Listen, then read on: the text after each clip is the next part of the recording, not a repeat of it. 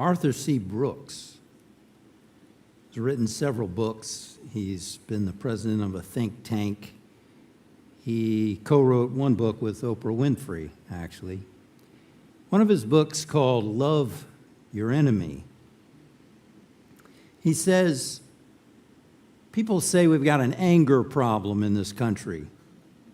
We don't have an anger problem. We have a contempt problem. He says anger has to do, it's sort of a self-limiter. It has to do with relationships where you care about the relationship and you are trying to change somebody's behavior. Ultimately, you want the relationship to work out and to restore harmony and have a nice relationship. Contempt, on the other hand, is where you feel a sense of disdain for the other person. It's a sense that they don't matter, that they're worthless, that they're stupid, that they're evil, that why they don't even deserve your attention. And that's what we live in this country today, where people can't have a conversation, they can't have a discussion, they can't have an argument without resulting to contempt, where you dismiss the other individual, not even worth listening to. Does that make sense? And yet Jesus and many other great masters and teachers have said, love your enemy. Love your enemy. Certainly, dismissing another person as worthless is not love. And he says the answer to the problems in America is learning how to get beyond contempt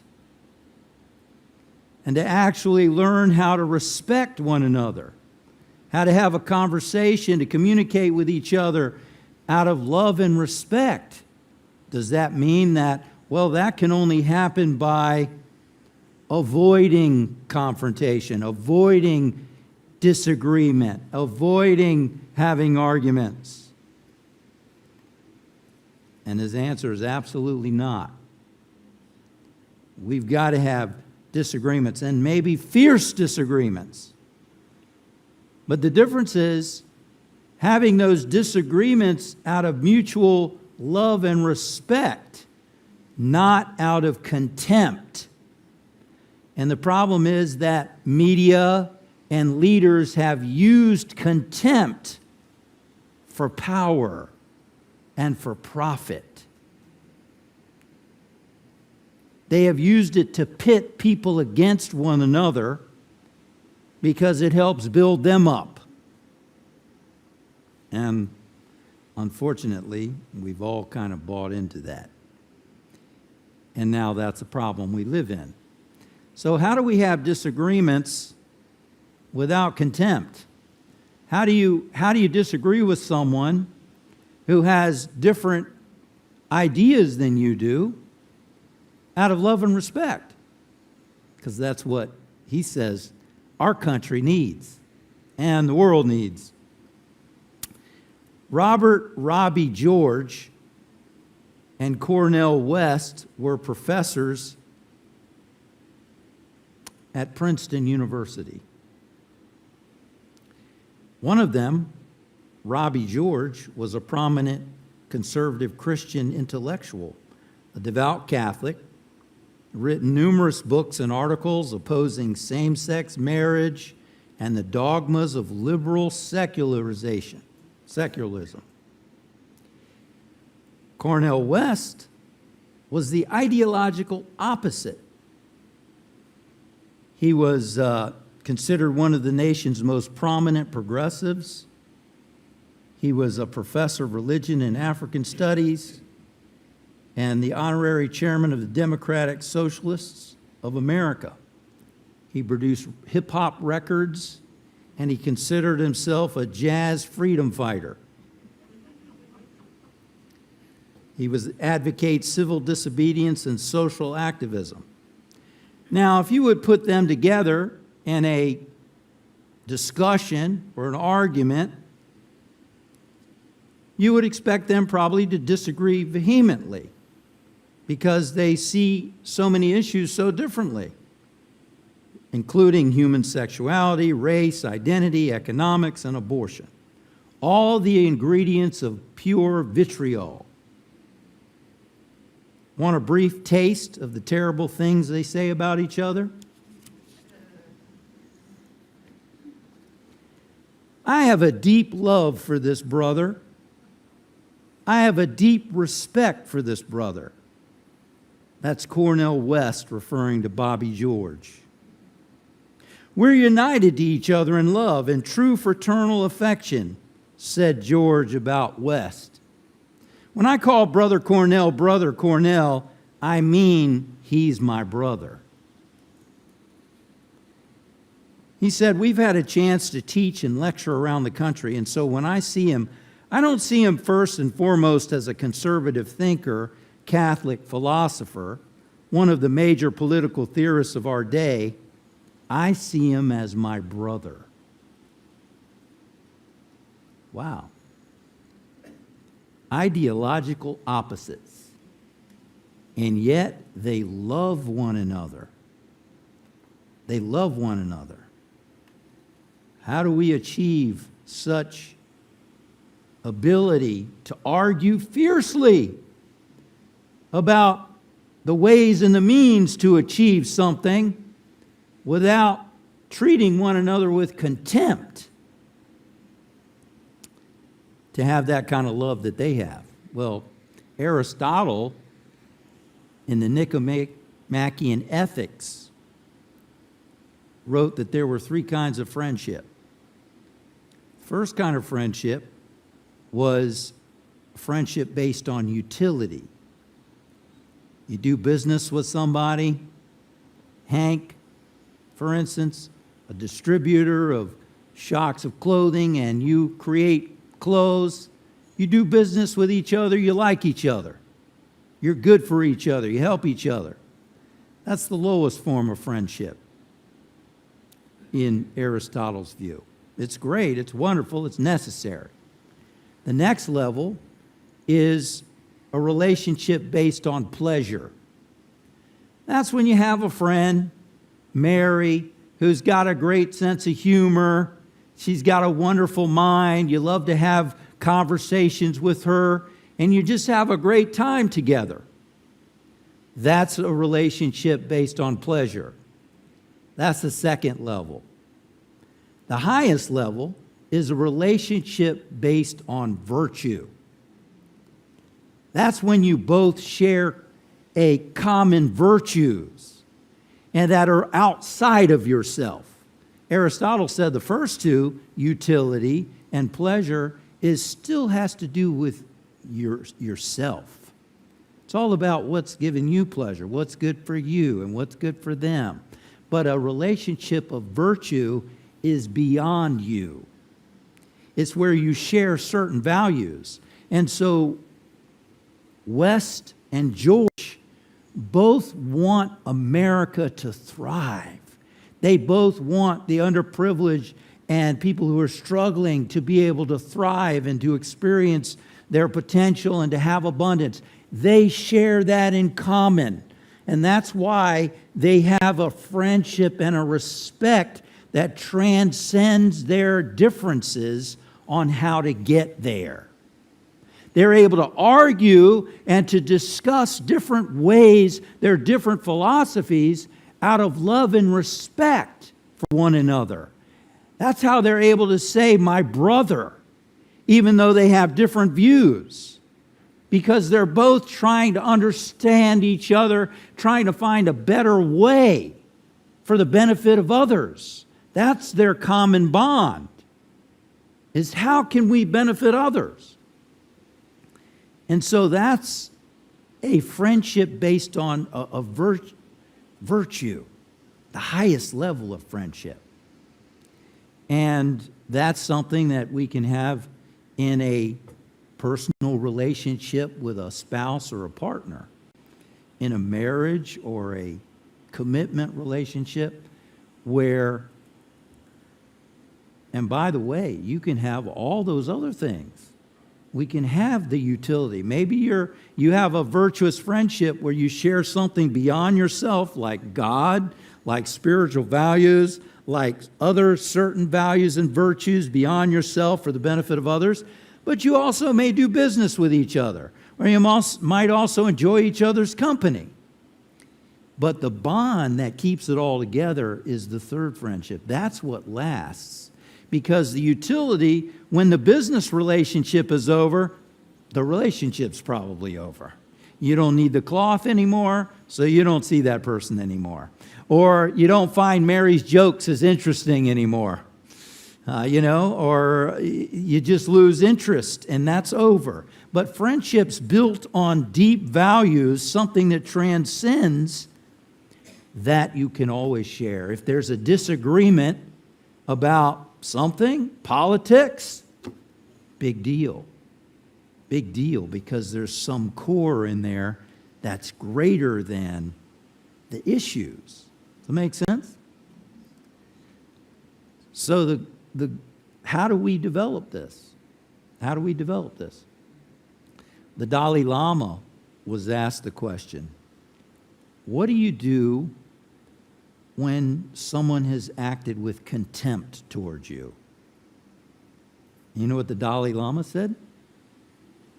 Practice warm-heartedness.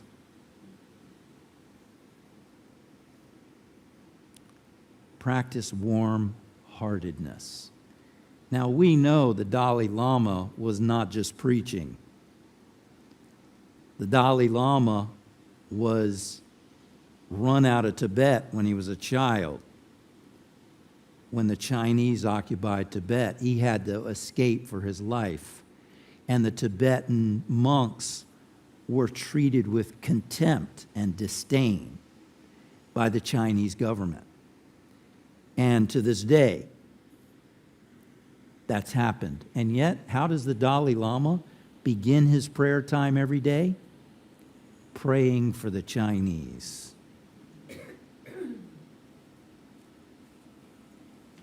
That takes practice.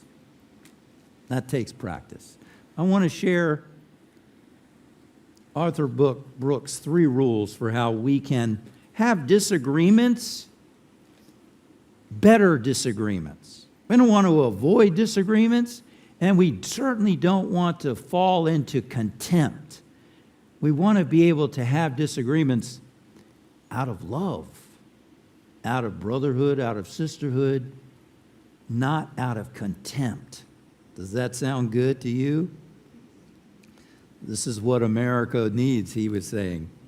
Rule number 1, find your Robbie George. Find your Cornell West. In other words, find somebody who thinks different than you do, who you can develop a third type of friendship, a virtuous friendship with, who sees politics differently, who sees issues differently from you, but you share something beyond you. Spirituality or certain values for the betterment of others. He says this is important because in that kind of a relationship, you can practice having disagreements without acting out of fight or flight. You can practice disagreeing from a sense of love and understanding, practicing it. I think that makes a lot of sense. Last summer, I played in a golf national championship in Hilton Head Island. And while I was on the putting green, warming up or practicing, actually it was toward the evening, I was out practicing, there was another guy out there, and he was one of the leaders of the tournament, a really good golfer, and actually significantly older than I was, and just a great golfer. And, we got to talking, and something came up in the conversation, and immediately I knew he was conservative. I said, okay, I know who you're voting for. And that started a conversation, and I started to ask him about, well, what were the reasons you were going to vote for Donald Trump? What were those reasons? And fortunately, maybe because we had that golfing bond and also my own commitment to wanting to live from the highest within my own self, we were able to have a very reasonable conversation. To the point to where we could say, good talking to you, good luck in the tournament tomorrow. And then the next day in the tournament, how'd you play today? Oh, fine, I did. Well, how about yourself? The problem today is, as we all recognize, is that people are living in their own little silos of information. The social media feeds you what you believe. It feeds you what you like to read. It feeds you videos that are in alignment with your viewpoint. And it builds this silo to where we're not getting other people's perspectives necessarily. And so we're encouraged to find people who are different than us and to talk to them and to practice being able to listen, to practice being warm-hearted even though they think differently than we do.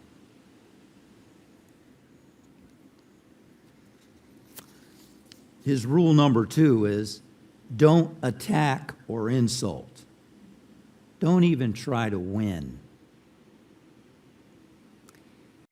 Dale Carnegie, in his book, How to Win Friends and Influence People, says, you can't win an argument. How many of y'all know that? You can't, because if you lose it, you lose it. If you win it, you lose it. Why? Well, suppose you triumph over the other man and shoot his argument full of holes and prove that he is non compos mentis. Then what? You have made him feel inferior. You have hurt his pride. He will resent your triumph. And then Carnegie concludes, a man convinced against his will is of the same opinion still. How many of you noticed that? A man convinced against his will is of the same opinion still. There's practical reasons for not attacking or insulting.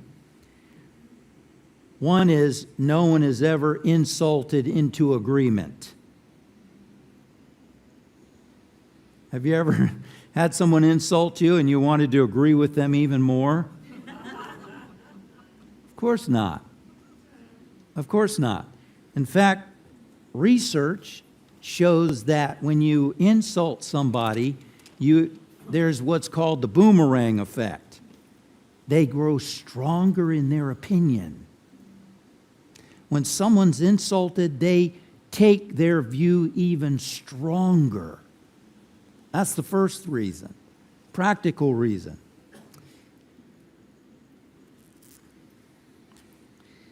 The research from Yale says that there's 3-to-1 odds that not only will you not persuade them, but their view will become even more extreme.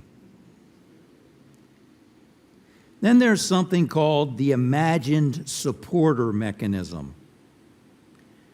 What this is that when someone insults another person, the person they insult imagines that everyone who holds that viewpoint that they hold must be equally unpleasant. And therefore, their view must not be right. You get that?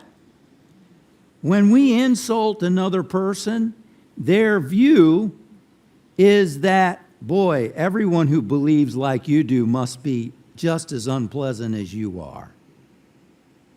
And therefore, your view can't be right. That's what research tells us.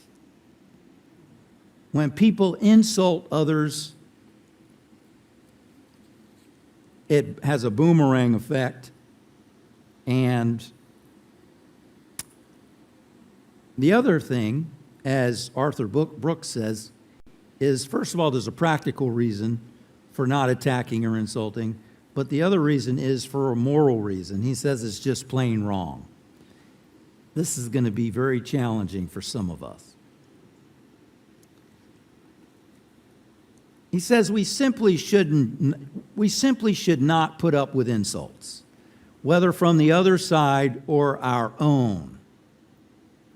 Indeed, I'll take it a step further. When someone on your side insults people on the other side, it is your responsibility to take it personally and stand up for those with whom you disagree.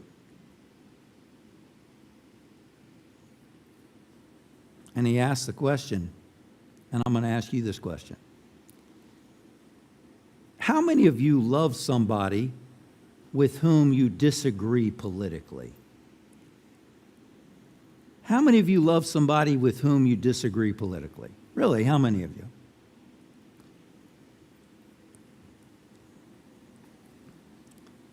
Most of us do, if we're honest. There's somebody who does not agree with us politically who we love. So what he says is that means that when someone who agrees with you insults people on the other side, they are insulting your loved ones. If your sister believes differently than you, and someone who believes the same as you insults the other side with contemptuous remarks, they're insulting your sister.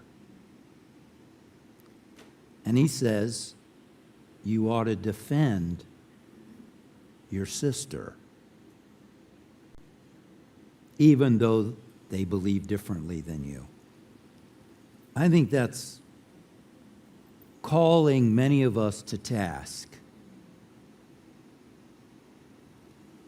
to realize that insulting anybody, even if they believe differently than us, is also insulting our loved ones who believe differently than us. And he says, stick up for your sister. If someone calls someone who believes the way your sister does evil or an idiot or a hateful person, stick up for your sister.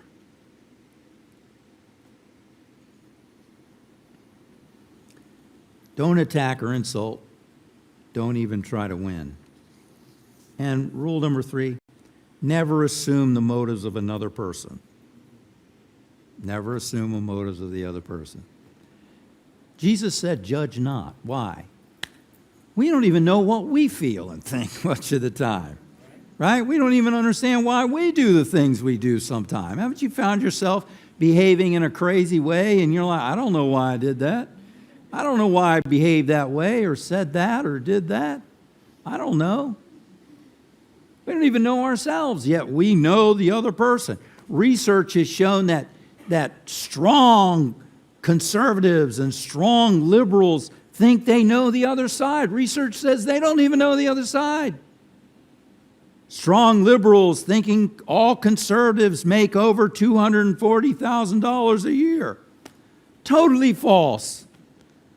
Strong conservatives believing that all liberals are certain ways. Totally false. We don't even know the facts. People don't even know the facts, let alone trying to predict other people's motives. Rule number 3, never assume the motives of another person. We said rule number 2, don't attack or insult. Don't even try to win. Rule number 1, find your Robbie or Cornell, somebody who you can have a virtuous relationship, friendship with, and be able to discuss your differing views and practice warm-heartedness. Practice being able to disagree out of love.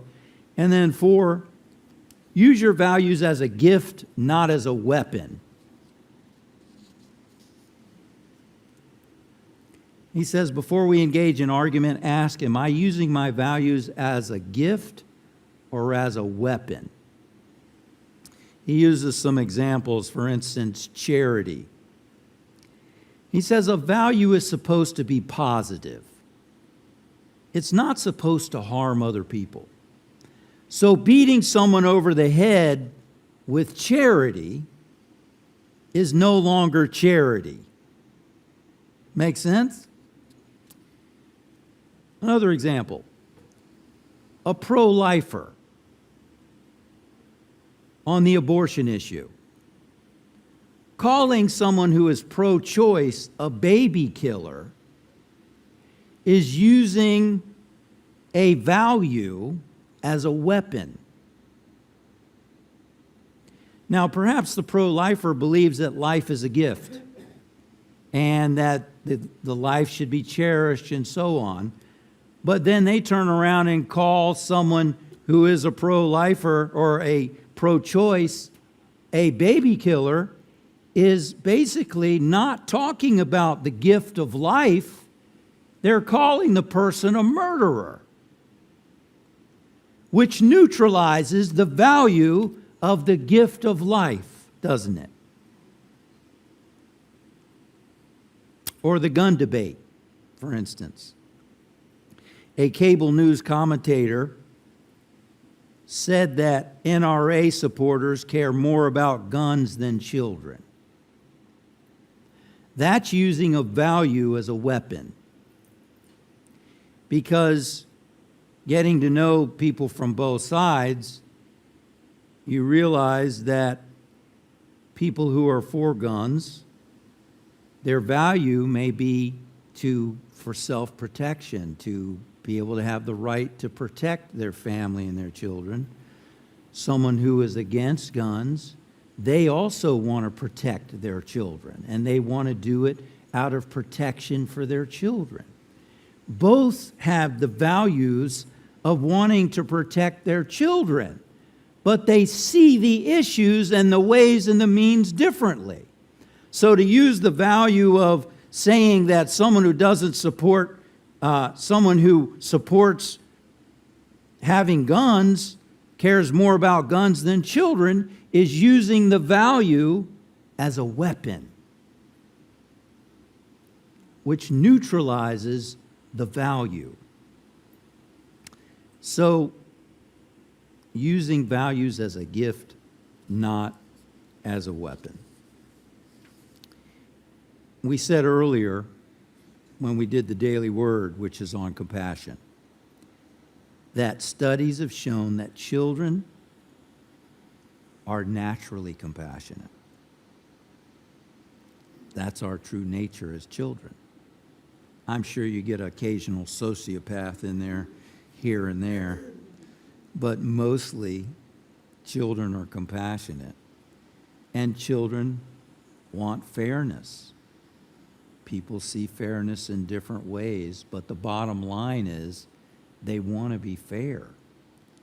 And the scriptures tell us that you and I are created in the image and likeness of God. Everyone's created in the image and likeness of God.